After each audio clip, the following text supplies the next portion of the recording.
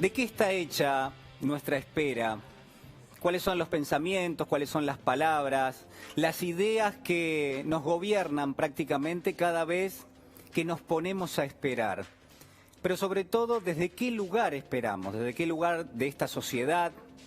¿Desde qué lugar personal? ¿En qué momento de nuestra vida nos encuentra este camino que llamamos espera y que a veces da la sensación de que no termina nunca? A pesar de que uno podría pensar que en algún momento quizás hay un punto final. En esa expectativa que tejemos en forma cotidiana, seguramente a usted le pasa, a mí me pasa, por supuesto que sí.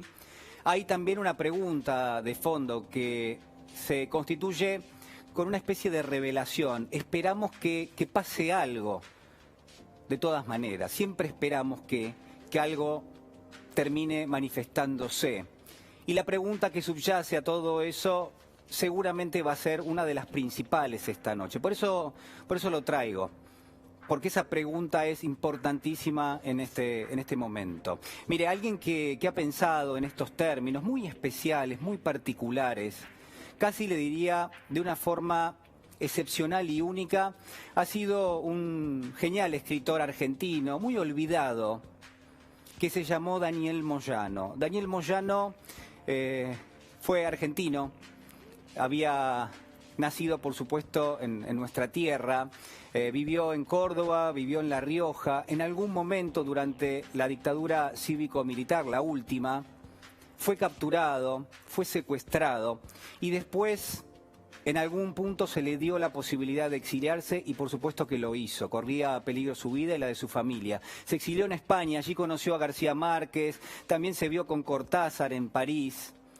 pero al mismo tiempo fue hilvanando una serie de historias, de relatos, de cuentos muy interesantes que a medida que los leemos nos damos cuenta que hacen referencia, por supuesto, a lo que había sido su vida. Hay pequeños detalles, importantísimos detalles en la vida de este gran escritor. De vuelta le digo, muy olvidado,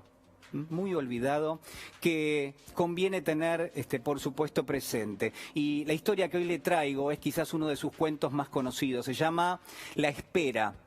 Y La Espera es una historia de abandono, por un lado, y también de orfandad, ¿no? Son estos dos elementos. Hay una especie de desamparo permanente en los cuentos de Daniel Moyano que sin ninguna duda nos vienen perfectamente bien. Son un prisma que nos facilita la lectura de lo que está pasando en nuestra Argentina de hoy. Por supuesto que usted tiene presente el elemento de la espera, porque hay otros escritores que la han abordado. Ahora, ninguno lo ha hecho como sí lo hizo este genial artista. ¿Y sabe por qué? Mire, porque la historia está puesta al servicio de la mirada de un niño.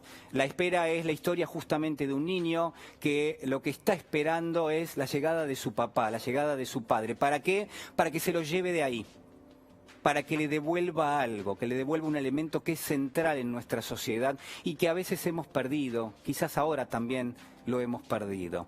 En esa expectativa que se teje en la historia, hay un niño, ese niño aparece apoyado en una pared, es una tarde, hace frío, es una casa baja y este niño está apoyado en el frente de esa casa. Y de pronto tenemos la sensación de que su papá es alguien que él conoce pero que no conoce demasiado y de pronto entendemos que no lo conoce absolutamente nada, que lo ha visto una sola vez en su vida quizás y que en todo caso todo aquello que rodea a la figura de su padre, prácticamente termina generando de alguna manera una pregunta que subyace permanentemente, una y otra vez, ¿no? La pregunta es, por supuesto, ¿quién es su papá?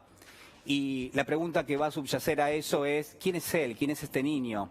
Que es su hijo, pero que hace muchísimo tiempo que no recuerda a su padre, que no lo ha visto, quizás lo ha visto una sola vez y ha inventado todo un mundo alrededor. Nos preguntamos como lectores si eso es lo que nos termina pasando.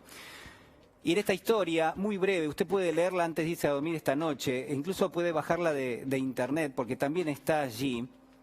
En esta historia, le digo, aparece la figura de ese padre y al mismo tiempo la figura de ese niño que está en cuclillas, que tiene las manos entre las piernas, que tiene muchísimo frío, en esa única tarde que relata Daniel Moyano y que de pronto descubrimos que a su lado al lado del niño hay un paquete de ropa, una ropa que ha sido lavada y que ha sido planchada y que seguramente él piensa que lo va a acompañar cuando llegue su papá, porque está esperando a su papá ahí sobre la vereda, apoyado en esa pared, en una calle que se pierde, donde hay un río que corre al final precisamente de esa arteria, donde hay una especie de paredón bajo, repleto de ladrillos. Da la sensación de que es una zona un poco marginal, un poco pobre. ¿Y sabe por qué? Porque este niño de pronto atisba, prácticamente en forma oblicua, una piecita, casi podría decir, una especie de habitación dentro de un conventillo donde está su familia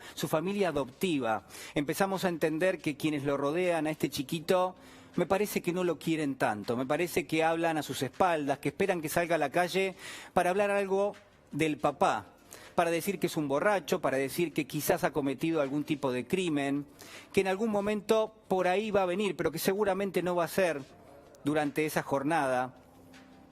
Y al mismo tiempo lo que vamos a entender es que detrás de la figura de ese hombre existe, en todo caso, una efigie bastante gris, bastante nostálgica, bastante desafortunada. Eso es lo que él entiende que está pasando. Este niño de pronto presta atención y ahí está Julia, que es una especie de mamá sustituta que obviamente daría la sensación de que no lo quiere porque le rezonga, porque le protesta, porque después habla con el viejo, que es otro personaje que aparece en la historia, y porque todos están esperando que llegue Pedro, que es el jefe de esa casa. Pedro llega después de una fábrica, cansado, moja un pedazo de pan duro en un tazón de leche y todos lo miran comer. Pero este chiquito no entra en la casa, está en la vereda, está esperando a su papá. Hay un paquete de ropa, no sé si ya le dije, sí se lo dije, ¿no?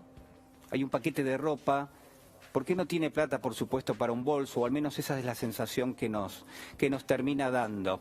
Y más allá de eso, de que Julia plancha, de que al mismo tiempo está quien sale a buscar una botella de leche y que lo ven en todo caso al chiquito que está ahí esperando. Mientras todo eso pasa, este niño mira de reojo a lo lejos y le parece que ve el recorte de una estatua. Y efectivamente es una estatua que está tapada con una torre. Entonces él ve en lo que parece ser un prócer, que él no sabe quién es realmente. Lo que ve en esa estatua es un jinete, un recorte del jinete, una parte de ese jinete y una parte de ese caballo. Y nunca prácticamente pudo verlo entero, porque esa estatua está en el centro, está muy lejos de esa periferia en la cual vive él.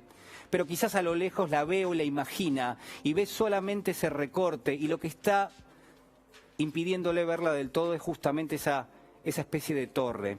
Esa torre que lo cubre todo, que le da sombra en el lugar donde él vive. Y en todo caso habrá que preguntarse a partir de ese momento de qué está hecha la espera de este niño. Porque está claro que está ahí porque quiere, pero al mismo tiempo porque no tiene otra posibilidad. Mira, hay tantos elementos en esta historia. A medida que leemos, empezamos a hacernos un mundo de lo que le pasa a este chiquito. Empezamos a darnos cuenta de que quizás el papá efectivamente es una persona gris, es una persona a la que no le importa absolutamente nada, pero tenemos la duda. Y en todo caso él solo recibe información de manera indirecta, por comentarios, porque le rezongan, porque le protestan, porque lo retan. Pero él persiste en esa misma situación. Nos vamos metiendo en esa lectura y de pronto también entendemos otra cosa que es importantísima, que es que él es extranjero en esa familia, que es una especie de paria en esa misma familia adoptiva, que no lo quieren, que les molesta, que no le prestan atención, que les molesta todo, incluso la historia, la poca historia que tiene este chiquito. E incluso se la disputan, se la pelean, se la embarran, se la empantanan y se la sacan. A todos nos han sacado un poquito de historia alguna vez, ¿no? Y qué incómodo es, qué difícil es, qué árido es poder recuperarla. Y entonces en este contexto yo podría decirle que hay tanto para entender de lo que le pasa a este chiquito, que en definitiva uno podría pensar que la recorre un elemento que es central. Y lo que quiero esta noche preguntarle es lo mismo que le planteaba más temprano. ¿De qué está hecha nuestra espera? ¿De qué está hecha la espera de este niño que está esperando a su papá, que espera que su papá se lo lleve? Y yo podría decirle que esa espera está hecha de insistencia. Mire, me costó pensarlo, porque todos esperamos en algún momento, nos toca en alguna circunstancia de nuestra vida, a veces nos toca toda la vida incluso, y a veces no tenemos la certeza de que algo va a pasar, pero muchas veces esperamos que haya una especie de revelación, que es quitar un velo de algo que lo está cubriendo, y esa revelación tiene justamente una salida en esta misma historia. Lo que quiero plantear en esta noche es que a los argentinos nos pasa algo parecido a lo que le pasa a este niño, que hay un sector de la sociedad a la cual le está pasando precisamente lo que le pasa a este chiquito que está esperando a su papá. Ese sector de la sociedad está esperando, primero, que alguien le preste atención, después que alguien los lleve hacia algún lugar, provoque alguna especie de cambio, pero sobre todo está esperando que le devuelva una identidad, la identidad que nos dice qué clase de sociedad somos, si somos una sociedad inclusiva, si vamos a prestar atención a aquellos que menos tienen, si vamos a prestar atención a aquellos a los cuales les es muy difícil vivir en este momento, que son extranjeros de su propia vida, que han tratado de integrarse, que han tratado de llegar a las luces del centro, que han tratado de ver esa estatua por completo, pero que no lo han logrado, que reconstruyen permanentemente un fragmento, una escisión misma de esa especie de anhelo o de sueño, pero que al mismo tiempo lo que hacen es insistir porque todo a su alrededor, como le pasa a este chiquito, les juega en contra, porque todo a su alrededor precisamente lo que buscan es que no tengan expectativa y que no puedan tejer esta espera. En esta Argentina que sigue siendo más desigual y que sigue siendo menos inclusiva, donde hay mayores niveles de pobreza y de indigencia, es necesario que esa espera se reconstruya y es necesario que todos tengamos en algún momento la posibilidad de soñar con una Argentina mejor.